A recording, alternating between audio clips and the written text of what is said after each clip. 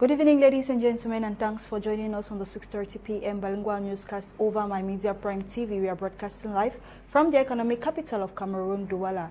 Good evening, Gladyse Bomotoguina. Bonsoir, Cynthia Azanu. Bonsoir, mesdames, messieurs. La première partie de ce journal bilingue, c'est avec toi, Cynthia.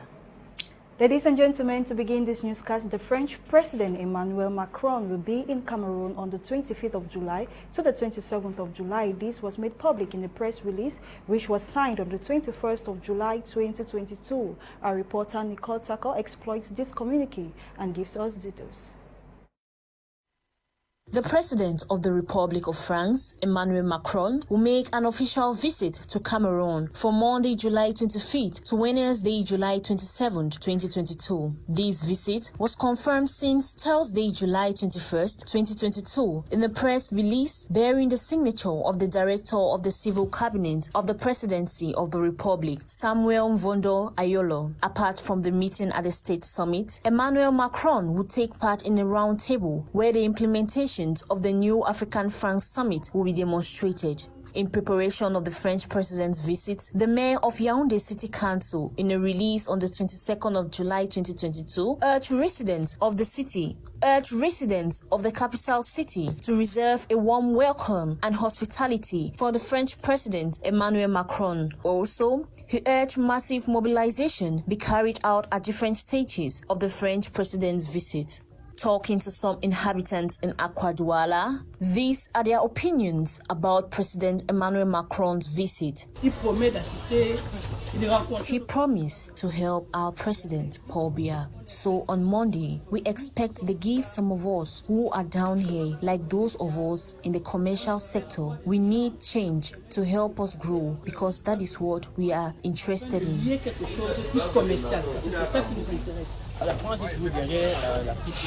France is always behind as far as our natural resources are concerned. Nothing has changed. When you see someone from France coming to Cameroon, it is for our natural resources. As France's president comes to meet his counterpart, several current topics could thus be on the menu of the head-to-head between the two statesmen. In addition, the Ukraine crisis with its effects on the world economic relations between France and Cameroon. Also, the new African-France Summit or even the security crisis in the northwest and southwest region of Cameroon. The leaders of the state will be able to discuss the political transition in Cameroon.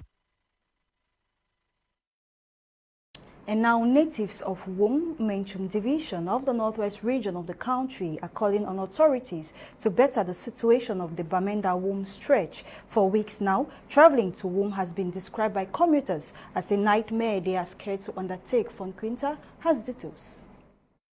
The northwest region of Cameroon is plagued by poor roads, and the situation is creating lots of hurdles to development in the social, economic and political domain. We are in Wum, Menchum division of the northwest region, where the stretch of road is almost impassable. Commuters are stranded as they are forced to travel on motorcycle.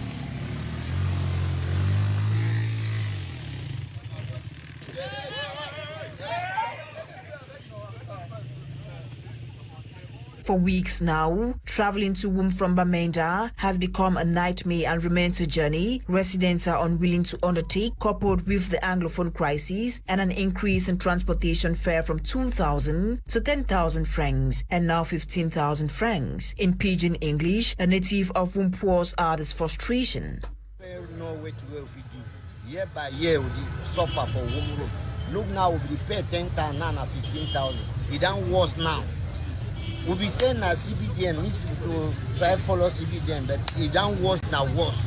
So for me, I don't know where government will do for the road. Me they just look for the road because war where the first disturb we for him. We just try for me even now how me they just let we only for the road. Mama me the die some man not we go home say where no day. So I beg the government me try look am that's all. We don't tire we don't tire. I dey go now 4 years not we go home. For take 10,000 pay now, it don't go over 15,000 now. How would you? The consequences of the deplorable state of the over 75-kilometer Bamenda-Wum route with the coming of the rainy season have multiplied. Bereaved families are forced to transport their loved one on commercial motorbikes with no casket to lighten the load. This motorcycle rider in Wum is now pleading that competent authorities repair this road and reduce the burden on road users. He spoke in pidgin English. I don't want to enter my bag and I saw back to worry me. When I will back, we would use another manage the road. I want back government, especially the delegation of public work. I beg when I look we back, when I look back, the one on main road where they go the headquarters of Menchum. This road, now main road would go headquarters of Menchum. But see the way they like saying I farm to market road. At least more can enjoy a motor than two. My family in there where they get motor, they will fit to use them from town to village, but we not use motor because road no day for motor for pass. With the managing our bike, you know they still go with the tight. In the absence of mud, what the eye sees is tear-provoking. At the center of the My-30 bridge is a big hole. If care is not taken, what happened on the famous My-36 bridge in 2016 will happen again, and this time on the My-30 bridge.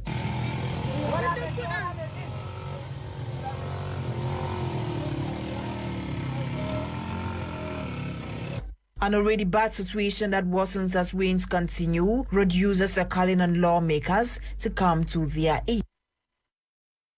En diplomatie, c'est officiel. Le président français Emmanuel Macron sera en visite de travail au Cameroun du 25 au 27 juillet 2022. Les réactions de quelques Camerounais, c'est dans ce reportage que nous signe Quentin Etapé. Emmanuel Macron va effectivement effectuer une visite officielle de 2 jours au Cameroun. Une information qui s'apparentait à une rumeur il y a de cela quelques jours a été confirmée dimanche dernier de sources médiatiques et diplomatiques. D'après le programme annoncé, le président français arrivera à Yaoundé lundi prochain et va s'installer à l'hôtel Hilton. À la veille, il sera reçu par son homologue Paul Biya au palais des Toudis, avant d'aller rencontrer quelques leaders politiques de l'opposition, notamment celui du MRC, du SDF et du PCRN. Au menu des échanges entre les deux chefs d'État, les questions d'ordre politique, les enjeux sécuritaires liés à la crise du Nozo et la menace Boko Haram dans le nord du pays seront à l'ordre du jour, sans oublier les problèmes de l'insécurité alimentaire. Annoncé dans la semaine, cette visite fait réagir dans l'opinion. Il promet d'assister et de rencontrer notre président de la République, le président Pobia, lundi. On espère seulement qu'on va nous donner, nous qui sommes plus bas, c'est-à-dire qui sommes dans le domaine professionnel, commercial, on aimerait avoir des échanges qui permettent de nous déplacer entre le Cameroun et la France afin de lier quelque chose de plus commercial, parce que c'est ça qui nous intéresse. La France est toujours derrière l'Afrique qui est un intérêt. Il n'y a rien. Toujours les matières premières. La plupart, quand vous voyez un Français qui est venu au Cameroun, c'est la matière. Faisant ainsi jaser sur la toile, cette visite interviendra dans un contexte où Yaoundé est soupçonné par la France de se rapprocher de Moscou après la signature d'un accord de coopération militaire entre le Cameroun et la Russie. Les relations s'étaient dégradées entre Paris et Yaoundé suite aux propos qu'avait tenus le président français sur la situation sociopolitique du pays de Paul Biya. C'est la première fois que le locataire de l'Élysée arrivera en Afrique en miniature depuis son accession à la magistrature suprême de la République française, le 7 mai 2017. En politique, renouvellement des organes de base du MRC dans la région de l'Ouest Cameroun, les candidats décalés s'insurgent. Flore Quenieux pour les détails. Je ne donnerai pas la haine en héritage. Amen. Amen. Suite à la convocation du corps électoral au mois de mai dernier, les militants du mouvement pour la renaissance du Cameroun MRC sont en période électorale pour le renouvellement des organes dirigeants du parti dans ses différentes fédérations. Il y a de cela quelques jours, certaines listes ont été validées et d'autres rejetées. Emmanuel Kwekwa est tête de liste de l'une des deux listes invalidées pour la candidature à la fédération régionale MRC Ouest. Il est hors des questions que les militants de base qui ont fait confiance au président national Maurice Kamto, qui ont cru à son idéologie, soient aujourd'hui évincés par simple triage, je peux dire artificiel. Puisque comment pouvez-vous comprendre qu'on lance des élections de base et que certains candidats soient écartés systématiquement parce qu'ils sont pro-ci, pro-ça. Je dis non, ça ne devrait pas se passer. on devrait faire les élections libres, valider toutes les candidatures pour que chacun ait sa chance. Agitation infructueuse selon Maître Tassa, qui déclare que le parti de Maurice Kamto non seulement se porte bien, mais respecte les tests du parti avec équité. C'est maladroit, tout simplement parce que le parti est bien structuré et a des tests qui l'organisent. Nous avons des statuts, nous avons des règlements intérieurs. Je ne sais pas ce que un recours auprès de l'administration, à quoi ça sert d'aller vers le gouverneur, alors que le processus est clair. Pour Emmanuel Kweka, aucun moyen ne sera lésiné pour que justice lui soit rendue. Loin du parti, le challenger de Maître Tassa a saisi non seulement la justice, mais également le gouverneur de la région de l'Ouest. Nous allons nous battre avec la plus grande énergie pour que on rétablit tous les militants dans leurs droits. C'est de ça qu'il est question. C'est pour ça que donc je ne veux pas vous dire j'étais chez le gouverneur, j'étais ici. Non, non, ce n'est pas la question pour le moment. Mais je vous dis, nous sommes là pour nous battre pour que les élections, qu'on sussoit ces élections-là et qu'on remette tout le monde dans la course et qu'on fasse des élections libres et transparentes dans la paix. Gouverneur de la région de la justice, Maître Tassa poursuit le processus pour le bon déroulement du scrutin prévu demain. Il est question d'informer le gouverneur de ce que le mouvement pour la renaissance du Cameroun organise le 23, le 24 et le 31, ces élections internes. C'est tout. Rien d'autre. Nous sommes allés déposer, nous avons récupéré la décharge. Signalons qu'aux dernières nouvelles, M. Kweka Emmanuel est autorisé à assigner le mouvement pour la renaissance du Cameroun sous couvert le secrétaire régional de la fédération en référé d'heure à heure cet après-midi.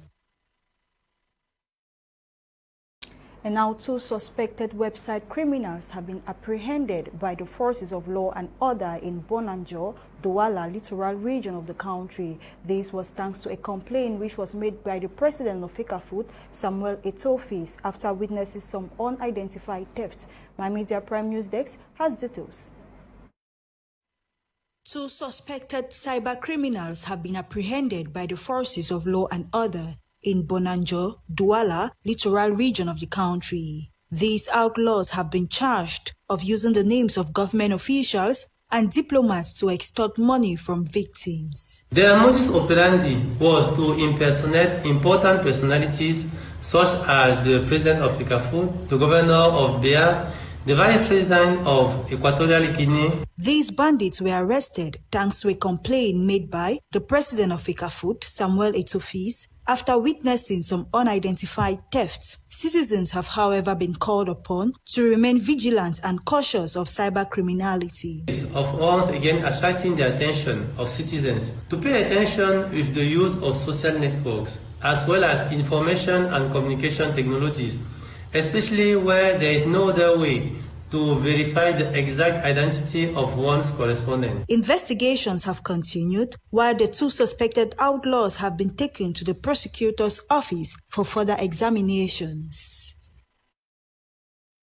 The send-off ceremony of the outgoing senior divisional officer for FACO, Emmanuel Ledoux, took place yesterday. This occasion saw the presence of politicians and administrative authorities who gave a rundown of what the former senior divisional officer has done for the FACO division. Katrine Kongwe tells us more.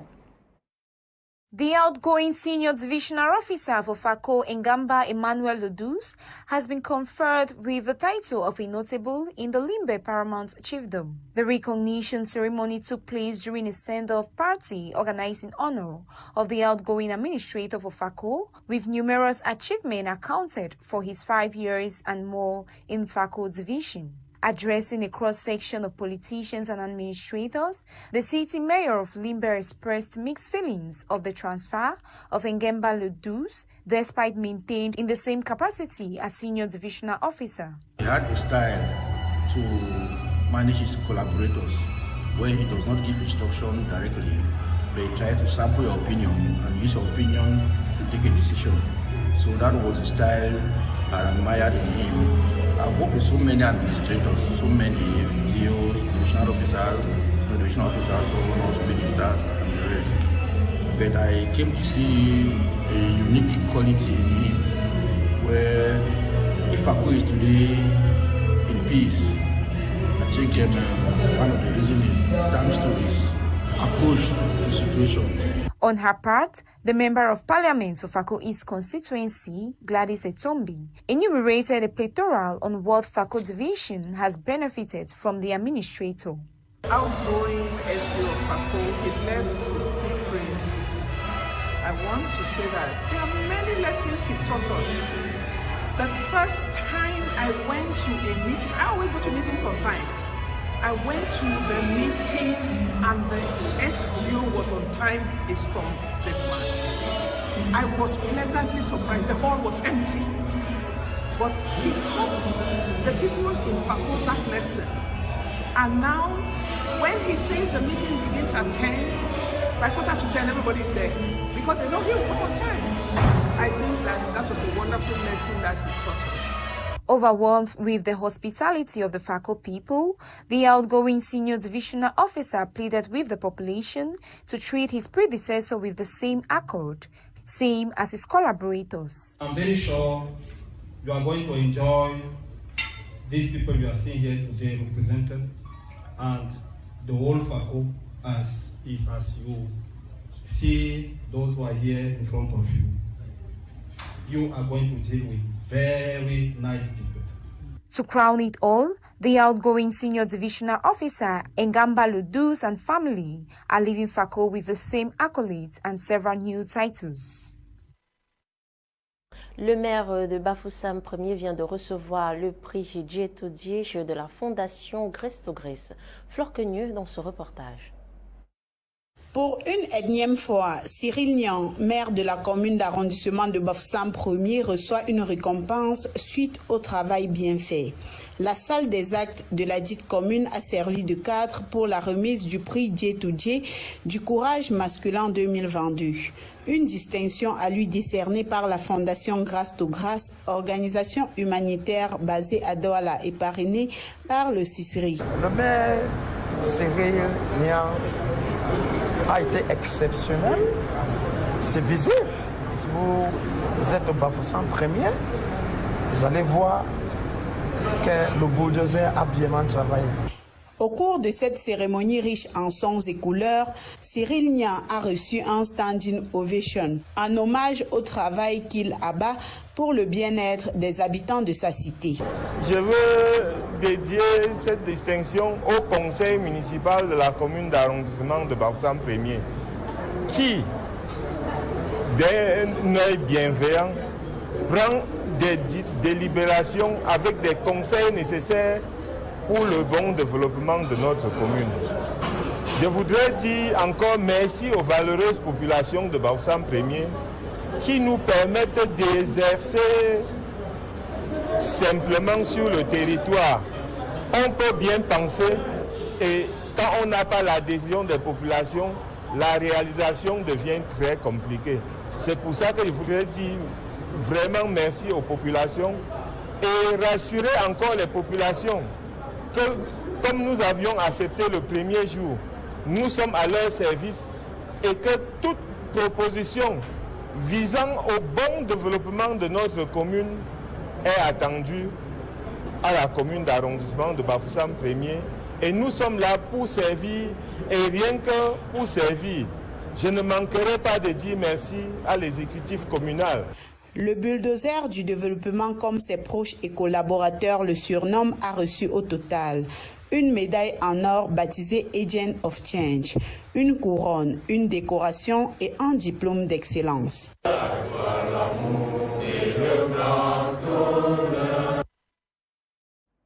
Ladies and gentlemen, we now take you over to sports, where after a faultless journey of the competition, the indomitable Lionesses of Cameroon have lost the finals to France in the Military Women World Cup with a 1-2. Join Gong compiles this and gives us the following report.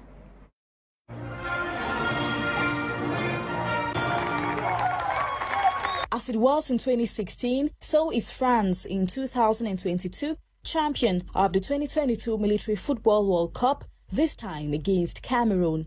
It was indeed a long journey for Mike Ndumu's girls. Despite an opener at the 24th minute from Bongben Bu Confidence, her fourth goal in the tournament on a long cross from Bianji, Cameroon lost in the final of the Military World Cup against France 2-1. The 22 players struggled their way throughout the game under harsh weather conditions with temperatures up to 30 degrees Celsius.